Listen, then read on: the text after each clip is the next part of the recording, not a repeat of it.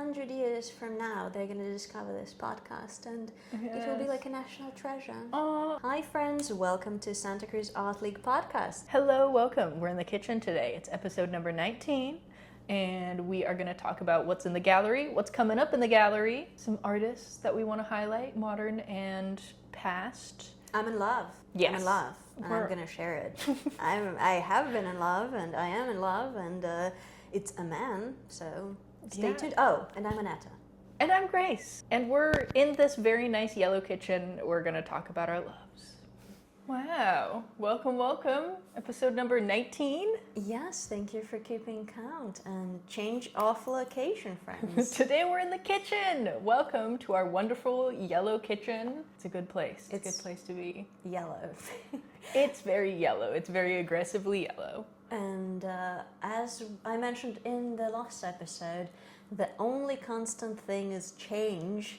Yes. So we're just keeping you on your toes. Yeah, a little interest. I feel like it feels a little more intimate. The best conversations I've had have been in kitchens, I think. I feel that. I feel that deeply and profoundly, yes. Right. It's even better if you're sitting on the floor, but I wouldn't subject you to sit on the floor here. It's shared space. So. My take is the windowsill. The windowsill, also good. Countertop, good place to sit. I'm kind of a floor person though, so okay. That's where I'm staying. Fair enough. I have my little dirty sign next to me. Yes. I have a place to rest my elbow. I'm having a good time. Right, we've got our little clear plastic chairs so that you can better see the background. Yeah, I love your socks, by the way. Oh, thank you. They're Cheez-It socks. Oh, how fun. I used to be obsessed with Cheez-Its. So every Christmas, my mom would buy me Cheez-Its. Aww. Yeah. I like the healthy version of unhealthy stuff, and that's my vice, and it feels so embarrassing to admit, and the ceiling is slanted. Yes. Sorry. So our facility was built on a sinkhole. It was, artists fundraised to buy this land, so it was not the best parcel of land to ever exist. So there's some quirks going on here. Donate. You can go to our website, SCAL.org. We're gonna put on a video on how you can donate. It's going for a good cause, trust me.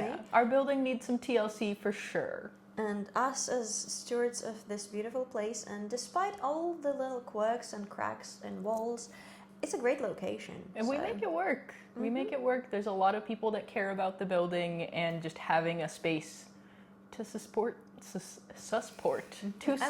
the arts. Yeah, it's going to support the arts, local small orgs, and make this thing keep going. Yeah, keep our yellow kitchen functional. And my outfit, I feel like, is complementing it. I'm still on the Hawaii vibe. Very nice. I'm so inspired. My rings are coconuts. Oh my gosh! I was looking at, this one looks kind of burlwood-y. Yeah, like if you take it off, you can see the texture on the inside. Whoa, that's so cute.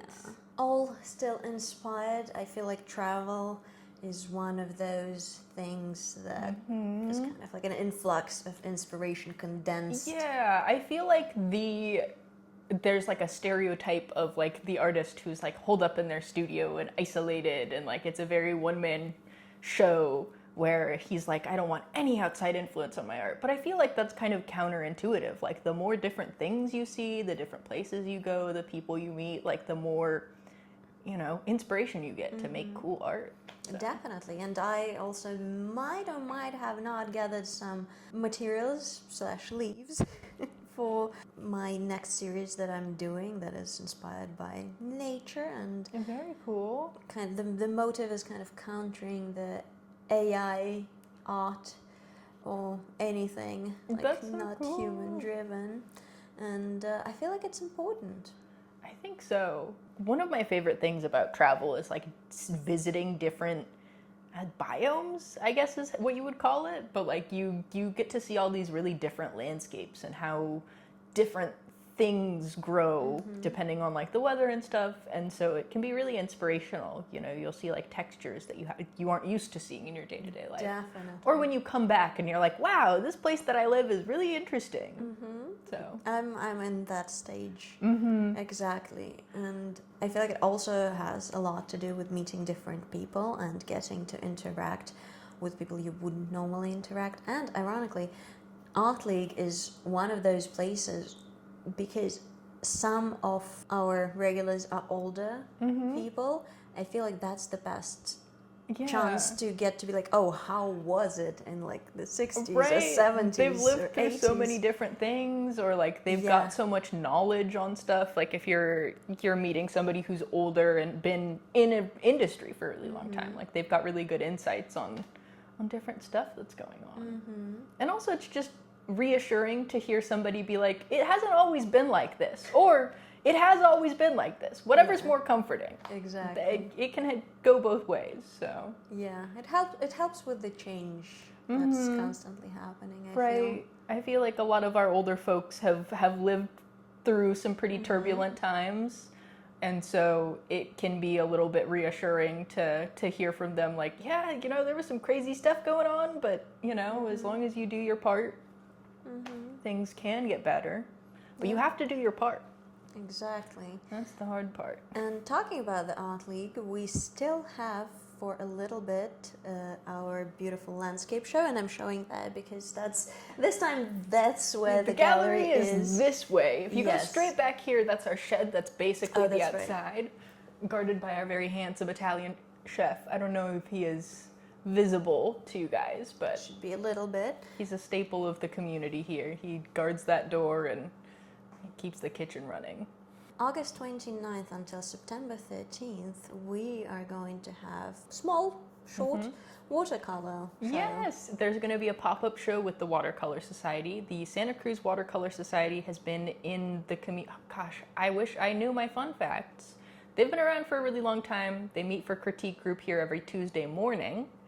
And that's weekly. They also have a plein air group that meets up. If you go to our website under, I want to say classes, the classes tab, there's like a critique groups tab specifically, and that'll give you some information on the Watercolor Society. But yes, they're setting up a show in the gallery here after the landscape show. And I know we have a lot of watercolor enthusiasts. Oh here, yes, so we've got big watercolor lovers around here. that one is going to be for you. And again, it's going to be rather short until September 13th. So we hope to see you here. Yeah, I feel like this show especially is good if you're looking to get some gifts for people. If you have anybody who has a birthday, anniversaries. I know we don't have any like huge holidays coming up in September, but you know, stocking up for Christmas, never too early. Exactly.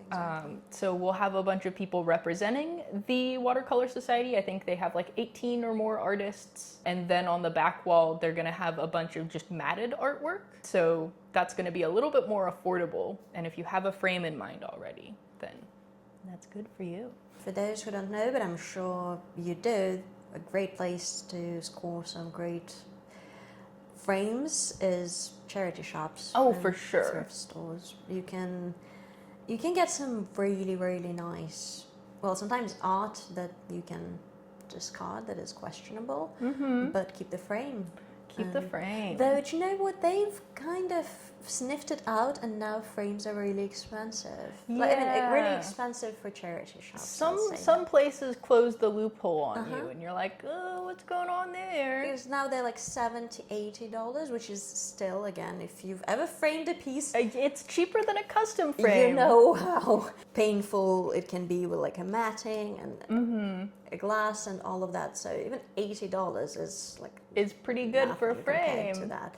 But those who were regulars and know that it used to be $8.99, that's a little painful. It's hard. It's hard when thrift stores realize everybody's game, and then they're like, let me just turn up the prices a little bit more. It's like, oh no, you realized your worth. Ouch. God dang it. Yeah.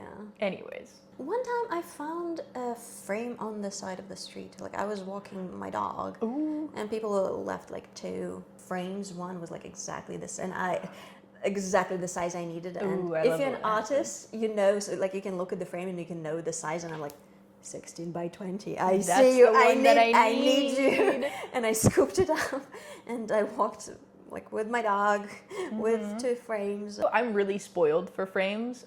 Working at the Art League, we get a lot of people just being like, you know, they'll call us up, hey, I have art supplies, like, do you guys need them? But also having a studio space at the tannery. Like one time, Sam, who runs the print shop at the tannery, she just put like hella frames out. I guess she was clearing out her inventory and like custom jobs that people had like, you know, put in orders for and then never followed through on. So I would go out there and there were so many frames and I'm like, time to pillage. I have so many frames in my garage and I'm like, I don't even know what I'm gonna do with all of these, but I just need to have them. That's so relatable. Yeah, I do have a pile of frames that they're just too good to get rid of. But do you know what? I've always, like, they come to use sooner or later. That's I think what comforts so. me. Luckily too, I managed to find a bunch of the standard sizes. So if you buy your canvases or canvas boards or whatever, then, you know, if you have some standard sizes, you can just pop them in there. So I'm like, I will use it eventually. And you never know. I feel like that's an artist version of, you know, the joke of like dad having like little spare parts in the garage, and then just like one day You it's never like know. you need it, and that's the victory day. Like, I get that feeling. Yeah. I get it. One of my favorite stories ever that my family tells, my granddad grew up during the Depression, and his mother, you know, obviously it was pivotal time for everybody. It shaped the psyche of everyone, but they were going through my great-grandmother's attic after she passed away, and they found a box labeled "Strings Too Short to Use." Wow. And I just feel like that kind of perfectly encapsulates a lot of the, like, you know, you gotta save and, like, you might need it. Yeah. Oh my goodness. That's beautiful and heartbreaking at the same time. Yeah, right? It's, you know, it's one of those things that we're like, hee hee, that's so quirky. But then when you think about it, you're like, man, what did she go through that she needed to save these? Yeah, definitely. And it's almost like an installation in itself, you know. Right, yeah, right? I just think that's such a beautiful encapsulation of the, you know, waste not, want not kind of mindset that she had and that you had to have back then. So, Yeah. It made me think about my grandmother, who remembers Nazis, even though she was like a little child, but she remembers them with like her own recalling, which is that's pretty crazy. insane and terrifying. And she was a very influential figure in my own forming as an artist. One of them being, I remember she had a beautiful blouse with like a beautiful collar and embroidery on the front.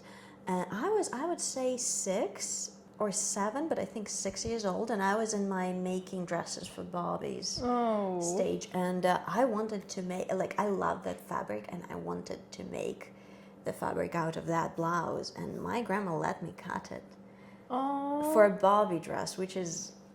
That's so sweet. It is That's so love. sweet, but also so insane, because, like, I don't know if I would let, you know, a child do that. If it's, you know, something that beautiful, and knowing, like, where she came from and how much, like, they value, like, good quality things. But I feel like that gave me the permission to create and play with my imagination and do what I wanted to do, even though as an adult I'm looking back at it and I want to cry a little bit. You're like, that shirt was so pretty. Aww. Yeah, and I remember this red blouse till this day, and I think I'm still looking to this day for the perfect red vintage blouse to encapsulate that essence. Aww. I know, sometimes there's something that a family member or somebody you know wears, and you're like, you spend all your life looking for it because you're like, it has to be exactly like this. Yeah.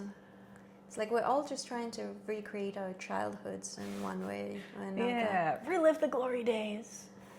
If you hang out around me for long enough, you will know that, like, I would smell something. I was like, oh, that smells like my childhood. And it's so annoying to some people. Like, it's like, oh, that smells like my childhood. Ooh, this smells like my childhood. Thank you. Sounds like you had a smelly childhood. I've had a lot of smells. A lot of smells. Hey. Yeah. It smells like coffee right now. It smells... I wish we could just If we Yeah. had that 4D podcast with 4D. smell-o-vision. Well, I don't know if that's a good thing. I'm not sure. And you know, some content creators. Okay, no, that's gonna be mean. Sometimes you're just like, no. That's not all content creators. I think people in Some. general are stinky. It's just summer. It's just summer. It's summertime. It's summertime. You know, some of us are sweaty. That's okay, hey, but you know, sometimes you not being able to smell things, I think, is a good thing, even though it smells really nice here. It does smell like coffee in here. All right, shall we maybe move to double exposure? I'm down. Who's first today? I have no idea. I'm down to go first. Yeah, beautiful. Okay. I have a classical, you have the contemporary. I do. Okay, so today I'm actually really excited because next week I am taking a trip to Austin, Texas. Ooh, I'm gonna visit some friends, and I was scrolling on Instagram as I do because I am brain rotted. But this gentleman that I have been following on Instagram for a really long time has a show at the George Washington Carver Museum in Austin, Texas, and it's gonna be open while I'm visiting there. So I'm really excited to go and check it out in person. But I'm gonna give you guys a little sneak peek of what I'm gonna see. Oh, beautiful. But he does portraiture, and it's really interesting the way that he works. I feel like he has multiple like frames within his Yes. canvas. Oh, this is so cool. It's another one of his. So he does like portraiture and kind of vignettes of everyday life. Oh, that is really cool. Yeah, just how like delicate the line work is and stuff. It makes it almost look like it's a sheer. And the tag is Holloway Fine Art. Oh, that is so. Oh, I love this. Isn't It's that so beautiful? His name is Riley Holloway. big. Riley Holloway. Very talented. Wow. Yeah, he does incredible work, but it's like a combination of like painted, and then he goes in there with like, I think that those are oil pastels. But it's really interesting how he incorporates like texture and writing and different things in his artwork. I really like it. But he captures kind of like day-to-day life in like Black American families and stuff. And it almost like, if dare I say so, I can see some of Elizabeth Cotlet's, whom I've covered a few episodes ago, just based on their like 2D clothing. And Yeah, there's like elements of flattening to it with like the little exclamation Yes. points and like It's the very outline around contemporary things. take. Right. It adds interest, and like there's writing incorporated. I feel like I've recently started to incorporate a little bit more writing into my own art, and so that kind of speaks to me. But it's just kind of the way that it's like these beautifully rendered, like almost, they look kind of like photographs, like old family photos. And then he's gone over it with like a paint marker or oil pastel, and just like added these little bits and pieces. Like it says Granny's couch over here, and like legacy, and it just feels like it's packed. Yeah, it's just really sweet and intimate and beautiful. it's very cozy and very homey. I'm super excited to go and see him. Yeah, because it looks like some of them are rather large. Yeah, he works very large love for a lot that. of his ones, but his show is called What I Carry. Also, I think it's really funny that on the poster it says "Surrounded by Grace," Oh, and I'm like, I'm going there. I'm gonna be surrounding it. So that's so cool.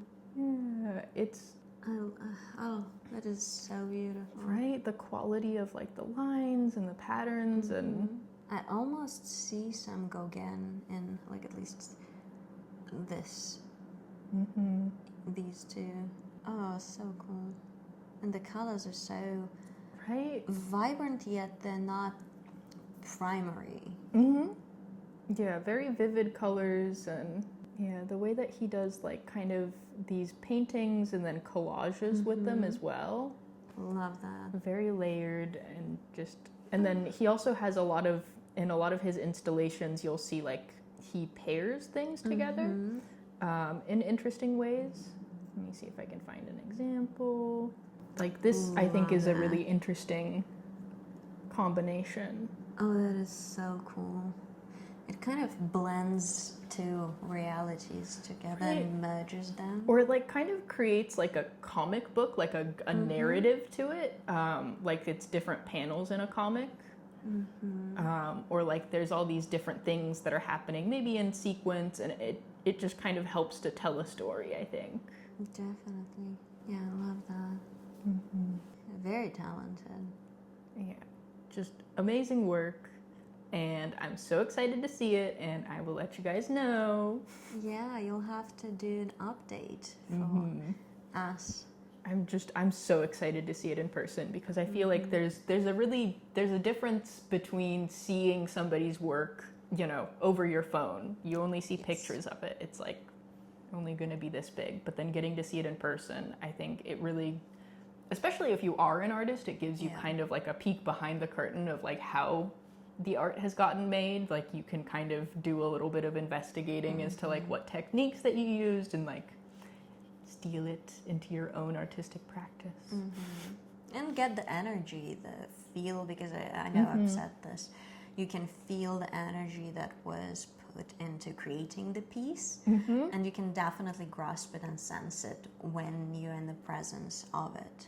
Yeah, it's just, it's really cool work. And I'm so excited to see it.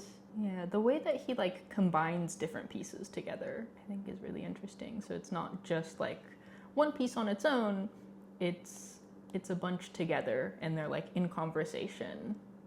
I know. Baby with exclamation point. I love the little exclamation points. And then also like just the amount, the little bit of I think it's pastel. I don't know. I think it's an oil. Yeah, it looks like oil pastel. Like it's oil paint, and then like these look like they're done in like crayon or something, which is really interesting. It's really nice and it's playful, but there's so much love. Oh, that looks like a photograph and a painting at the same time. Big fish theory. I love that. Oh, and this Feels like something. someone's praying for me. Aw, yeah. His work is very cool. I'm so excited to see it. I'm so excited. What does his earlier work look like? Have you If I can go back. Because that's always interesting for me too. Right. It seems like it is definitely a lot more portraiture, and like he's always had kind of this. It makes me think of like posters. The way that he does an oil painting and incorporates writing into it. Very contemporary. Yeah, he captures just like human essence in a painting and portrays the character and the mood really well. Yeah, I think that it was one of these pieces, like it was part of this series that I first found him. Oh, wow. And a lot of it feels like it looks like magazine covers, like somebody just painted a magazine cover. Beautiful. Don't let anyone diminish your light.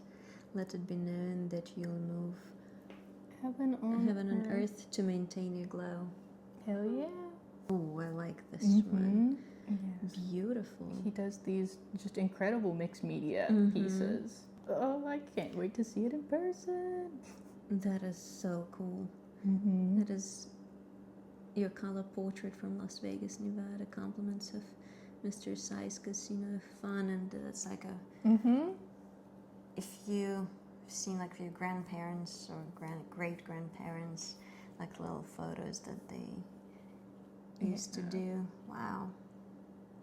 It's very cool stuff. And then also he has like, you know, a lot of illusions. No, a lot of paintings like set in barbershops or churches, like community spaces or like family kickbacks and stuff. Just reality of everyday life. Nice little vignettes. Beautiful. I'm a sucker for kind of exaggerated compositions when there's a little distortion, kind of fisheye. Fisheye, All right. I think that we can just stare at this all day and meh, but we gotta move on. Okay. All right. Thank you for sharing this. Yes, that was Mr. Hold on, let me say his name one more time before we go. Riley Holloway.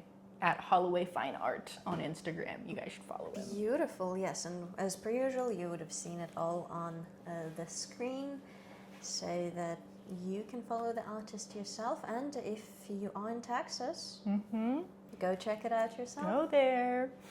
All right, let's move to a classical artist, and I am finally going to cover someone I love, and that's not Renoir. I was gonna say, is it Renoir? It's even bigger love of mine than Renoir. We're gonna talk That's about. hard to believe. I know, Wassily Kandinsky. Mr. Kandinsky. Yep, the father of abstract art, known to be a pioneer in the abstract art. So I want to talk a little bit about him, and maybe not a little bit.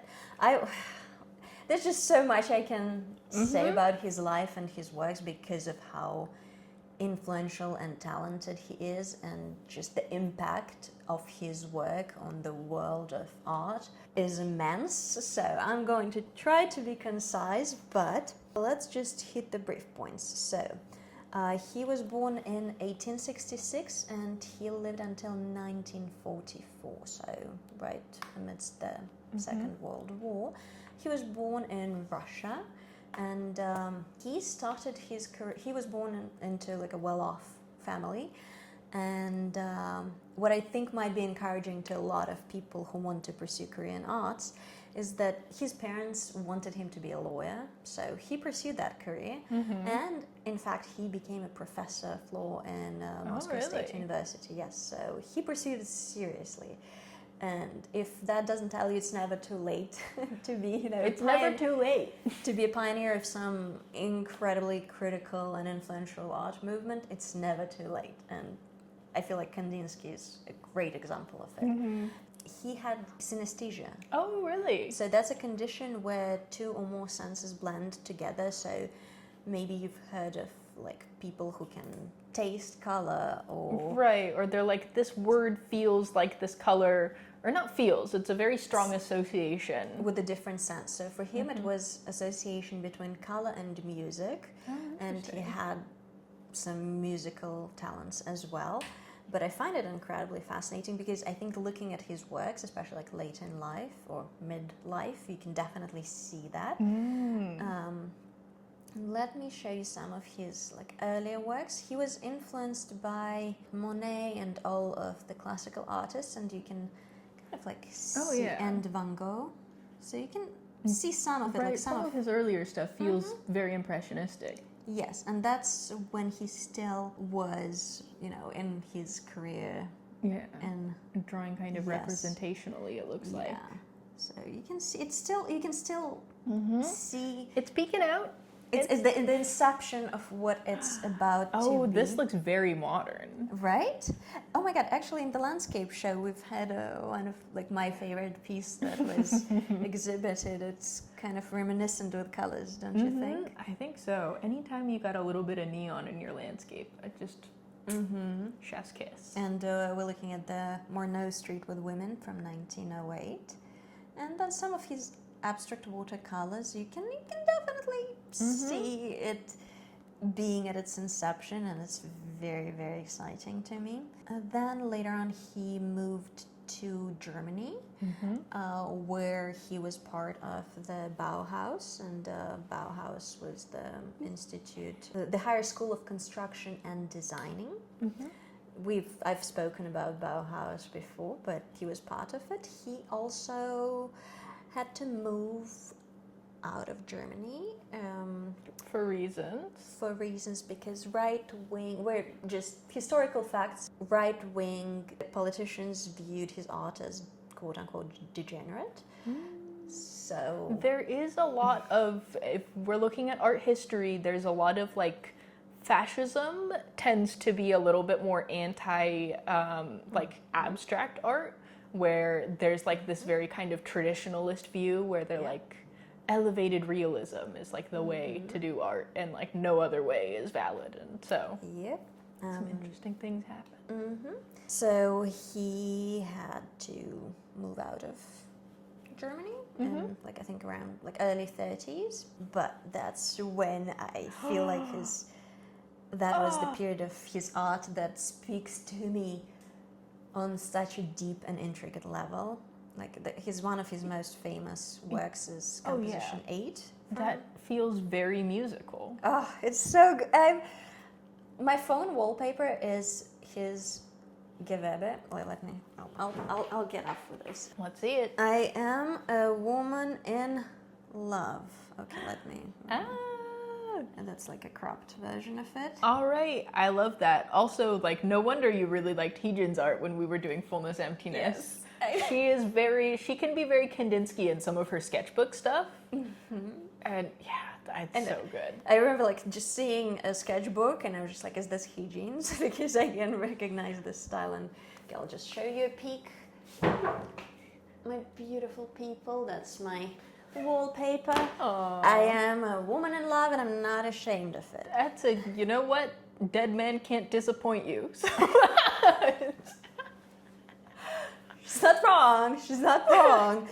He did leave his first wife and he had some...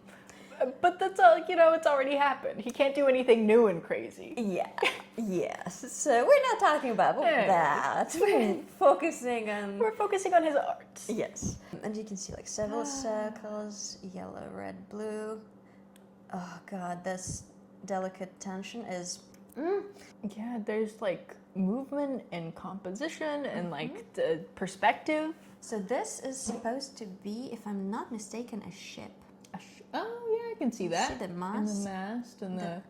Isn't it just... Oh, I am so in love. And it's in Madrid right now. And we gotta go to Madrid right now. yes, I miss Prado. His works are just so rich. And I feel like the name, like the title of the father of the abstract art is so well deserved.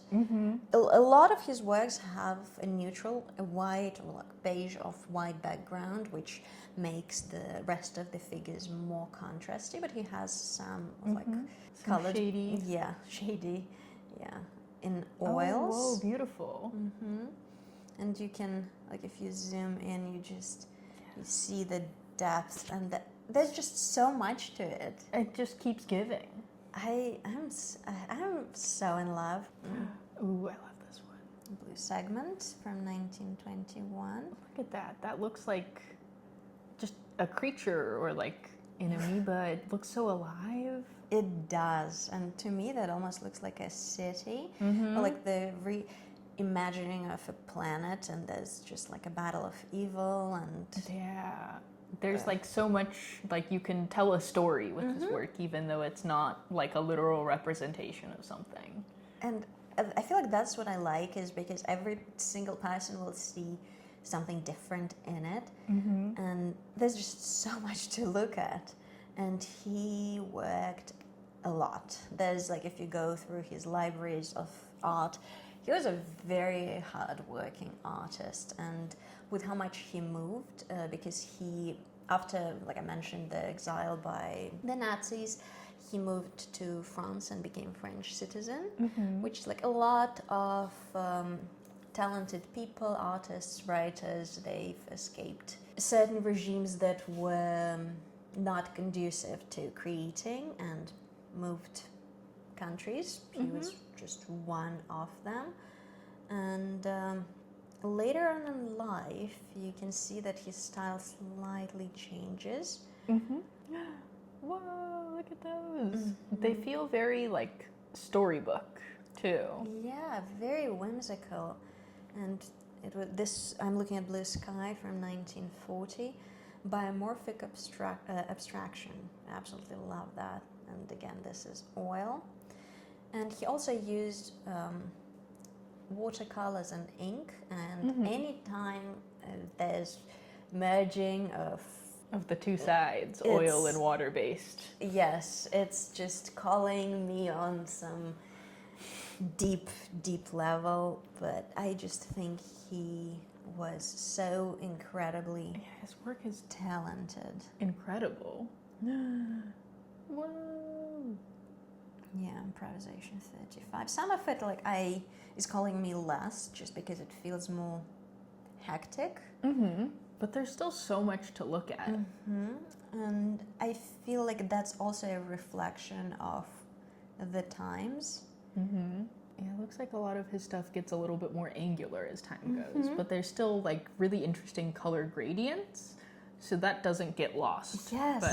But his lines are more sharp. And my mom, I think I mentioned that she was a shoe designer, and she had a lot of sketches and kind of technical stuff where she would draw, and it would be, with like measurements and stuff. So I feel like I was conditioned to like this since I was a small child. Right, yeah, it's very architectural, very like yes, mock-up-y.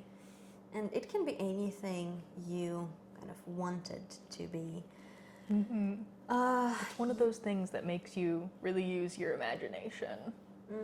And yeah, again, like I said, he taught at the Bauhaus, which was also shut down by the Nazis. And I Can't have anything nice. I know, Duh. right? It's almost like, okay, I'm not going there. No, I think that shouldn't be controversial. Nazis ruin everything. I think so. You but- heard it here first, folks. If you find that controversial, I don't know what to tell you.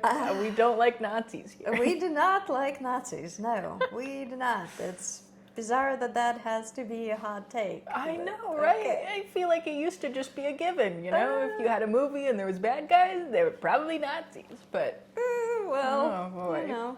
Anyways. Yeah. So thank you, Kandinsky, too. Shout out to Kandinsky. Shout out to Kandinsky and his works, because I've looked into buying one. Like, not original, okay, but like maybe like a print. Just a little piece of an original, maybe something that Yes. he breathed on. I know, because but they range from, like, I think, well, $1 from when he was like alive and he would, gift a piece or something, Oh, that's so sweet. to $44 million. Holy. So that's a little bit out of my price range. Just a little bit. But, Yeah. who knows? I'm keeping Maybe one of these optimistic days. approach. It's like that meme where it's like, I wouldn't tell anybody if I won the lottery, but there would be signs. There would be signs. There would be signs. Oh, and fun fact, maybe there's a show on, I think, HBO Max or whatever it's called these days. I can't keep up. Whatever it's going by. I know. There was a show, Hacks, about like an older lady comedian and her younger protege, like young Gen Z girl, following in her steps and like being kind of like a ghostwriter, co-writer very for cool. her. And there was a moment where they were at an art auction, and there was Gewebe, the one that is in my wallpaper, that was going up for the auction. And I had, did you know the meme with Leo DiCaprio of like, You're like, I know that one. My animals were alarmed because there was a lot going on with me at that moment, because there was a lot of emotion. Yeah, that happens. Oh my gosh, that was me when I was scrolling through my phone, because my friends, when I'm talking to them about my trip, and they're like, oh, what do you want to do when you visit Austin? And I'm like, oh, I don't know yet. And then I came across the Holloway exhibit, and I was like, oh my god, he's gonna be in Austin, I have to see this. So That's so cool. oh my That's gosh, fate. serendipity. Oh, so excited. And then one of the artists that I shared earlier in one of our early podcast episodes is having an exhibit. It opens on the 28th though, and I'm going to be back on the 26th. So Which one? she was the landscape artist. Sari is her name. Okay. But so Not Sorry Art is having a show.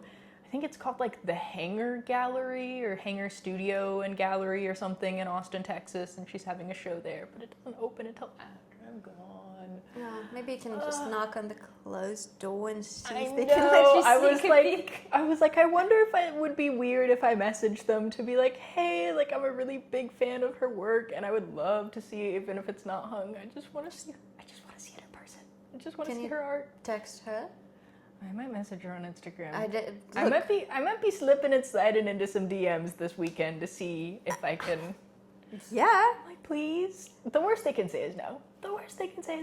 Oh, you miss 100% of the shots you don't take. It's true. I'll be like, hey, I'm on a podcast that got 83 views last week, so maybe You should let me check out your exhibit. I mean, I don't see why not. Look, we never know. Maybe 100 years from now, they're going to discover this podcast, and it will be like a national treasure. Oh, 100 years from now, We will be long. I used to look this gone. good. Now I know I'm kind of a wrinkly bag of bones, but Well, you're optimistic if you think you're going to be alive in 100 years. you never know. Okay. My granddad would always say that he wanted to live to be over 100 because very few people die over 100, so then he'd be able to live forever. I see the logic there. Yeah. I see So I'm like, it. if I just make it to 100, it's unlikely that I will die. Okay. I mean, optimism is a great trait to have. Yeah. Well, for me, when I travel, I need two things, or like rather three: art gallery, museum, like a local history museum, and a charity shop to see how people live. Yes. Because, okay, I don't know if it's like a hot take or not, but I feel like charity shops or thrift stores, what you call them, are a great way to see like kind of how people live, the neighborhood. It's like a little bit of anthropology. Yes. You can see what's being discarded and all that fun stuff. What do you have a lot of? Yep. Yeah, I think for me, it's food. I need to go to like a coffee shop or like get pastries. We're vibrating. I'm Yes. sorry. I'm just really excited about the Holloway exhibit. Sorry, I talked about Kandinsky a little too much.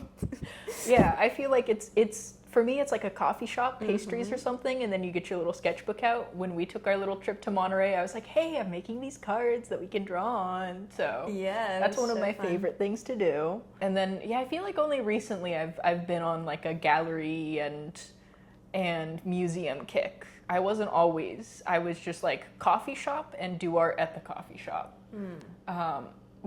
And then I was like, oh, looking at other people's art makes me a better artist. So maybe I should do that too. But I just like a change of scenery, different place to do art. Yeah, and well, maybe we should see where we're gonna make our next girls' Girls trip. Where are we gonna go? I mean, take a vote, but We're it can't be too far. Send us to Europe. I mean, I'm in.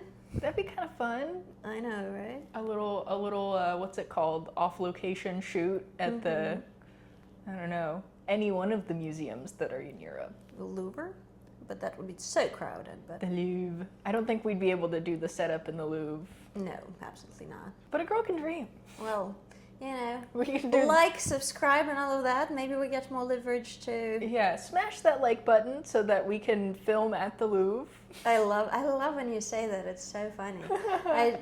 Every time, like, I just have that. Okay, go, Mr. Beast. in my head. That's me. I'm Miss Mr. Beast. Miss Mr. Beast. Miss Mr. Beast. Love that. Love that. Annihilate the subscribe button and, destroy that bell so you're notified whenever we post. I'm not participating in this, but whatever she said. Defenestrate the subscribe button. Oh, good Lord, please help us. I'm crying. I know. We got a long day ahead of us. Yes, After yes, we this, do. after work today, I'm headed to the opening reception for Ed Penniman's show at the mall. It's Landscapes Oh. from Home. That's tonight. That's so exciting. And talking about Ed, can I mention the little memorial? Yes, A little intimate gathering. that we we've had a little attended. gathering at Ed's over the weekend. He made friends with a fly. He named Franklin, and tragically, Franklin passed away. So we held a very beautiful service in Ed's backyard for Franklin. And I might or might have not gathered some art materials for my series, which were poppy seed pods. Yes. Which were really cool. Yeah, I feel like it's very important to have a little bit of whimsy in your life, and it felt very performance art also. So It was shout out to Ed. Beautiful. Yeah. My friend texted me and I was like, I'm at a fly memorial right now, a fly funeral. Can we do it in a couple of hours? And I was Right. like, I'm sorry, what? I'm like, can't talk right now. I'm at a memorial service for a fly. And then I just sent the flyer Yeah. instead of like responding to it. Oh, very well written too. Ed I was like a copy, or he was an art director. He writes some mean copy, So I feel like it was really, really fun and interesting to see what he wrote up as memorial for this fly. Very meaningful, very deep and profound, and sentiment of maybe you will be that one lucky fly that gets the honor and remembrance. That gets to be immortalized in this art piece that Exactly. is the memorial of Franklin the Fly. Yep, yep. All right, I think that's all for us today. Mm-hmm. Hope you guys enjoyed. Yep, and don't forget to check out what we still... Yes. when is it gonna go? The 23rd is the last day of the landscape show. If you have not voted for People's Choice yet, do it. That's going to be announced at the end of the show. And yeah, it'll be really interesting. So check out the landscape show, and next week our Watercolor Society for you. Donate. We again put on the screen how you can do that and become a Yes. member if by any chance you're not. And we're gonna see you next week. See you next week. Bye.